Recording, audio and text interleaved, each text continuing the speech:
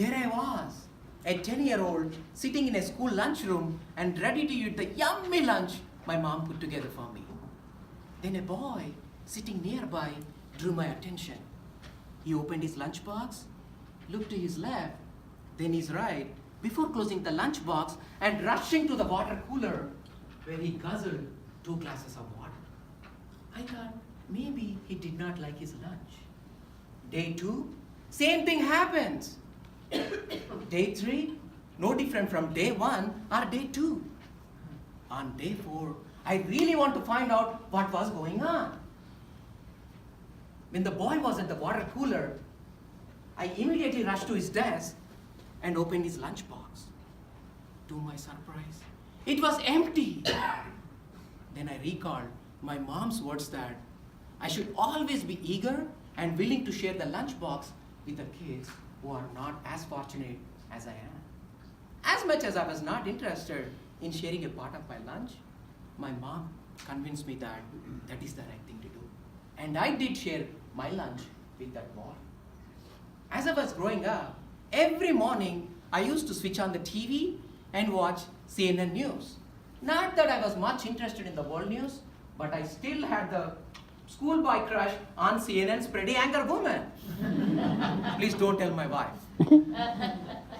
One day, I heard the pretty anchor woman saying how a tsunami killed thousands of people in Japan.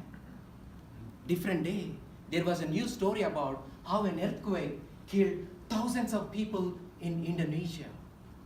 Mr. Toastmaster, fellow members, and guests watching all this suffering, I was angry, I was mad.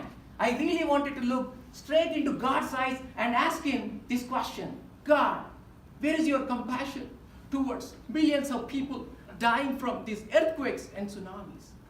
I really want to find an answer to my question. As I was growing up and looking for answers, I came across a book of fiction titled The Street Lawyer by John Grisham. The story was about a young lawyer who has everything: money, respectable name, wonderful wife, beautiful home, and children. Yet one fine day, he gives up everything and starts feeding the poor people and also providing free legal services to the needy. This is a perfect example of passion meeting compassion. After reading this story, I found my answer. I don't have to be God to help. Yes, I have been blaming God all my life for not showing compassion. But who was I to talk? When I look myself in the mirror, the guy looking back hasn't shown much compassion. What I have done besides take care of my own life? Nothing. I knew what I had to do. I knew exactly what I had to do. First, stop staring at the pretty anchor woman. It's creepy. Second, switch off the TV and get out. Third, log on to Facebook. Usually, we put very useful messages on Facebook. Example, today I got on the other side of my bed. Instead, I posted a message saying, today I'm going to buy a lunch for a homeless person. Mother Teresa once said, if you can't feed 100 people, then just feed one. Yes, I don't have the time or money to give 100% of what I have, but I could give 1% of what I have. I'm not going to be poor if I feed just one person, right? One of my local friends replied to my Facebook message that he found a person looking for help and he shared the address with me. I immediately hit the road and found him. He was a war veteran taking care of his 100-year-old father. He was working part-time, but that was not enough to take care of himself or his father. Instead of buying a single meal for a single day, I decided to take him to the nearest grocery store and buy him groceries. He went for shopping, he came back. To my surprise, he bought just bare minimum. He was very honest and not greedy at all.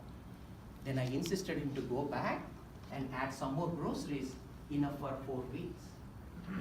He did, came back. He hugged me and thanked me. the amount of joy and happiness I felt that day, even millionaires and highly successful people don't have. In fact, I was so happy that every moment I was smiling, even when I was sleeping. Today, I see the same amount of happiness in each one of you. Let me tell you why. Toastmasters is a place where passion meets compassion. You all have been spending time away from your family, not only to develop skills, but helping others to acquire the same. Isn't it called compassion? Yes, it is. I still urge you to widen that circle of compassion by bringing up the thoughtful, loving, sharing, caring, and wonderful human being in each one of you. And that, Mr. Toastmaster and fellow members, is compassion.